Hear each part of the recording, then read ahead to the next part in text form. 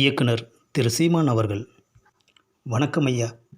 கணக்கில் அடங்காத பொதுக்கூட்டங்கள், மாநாடு என்ற பெயரால் மாபெரும் மக்கள் வெள்ளம், உடன்பிறப்பே என்ற ஒற்றைச் சொல்லுக்காக உயிர் சிலிர்த்து கைத்தட்டுகிற தம்பிமார்கள், முத்தமிழ் அறிஞர் என்ற அரும்பட்டம், முதலமைச்சர் என்கிற பெரும் பதவி, இத்தனையும் பார்த்த நீங்கள் நெருக்கடி நிலை காலத்தில் சென்னை அண்ணா சாலையில் அண்ணா சிலை அருகில் தன்னந்தனியாளாய் நின்று துண்டறிக்கை கொடுத்தபோதும், ஒரு நள்ளிரவில் கைது செய்யப்பட்டு சென்னை மத்திய சிறைச்சாலையின் முன்பாக வெறும் லுங்கி பனியனோடு தரையில் அமர்ந்து எதிர்ப்பை தெரிவித்த போதும் உங்கள் மனநிலை எப்படி இருந்தது?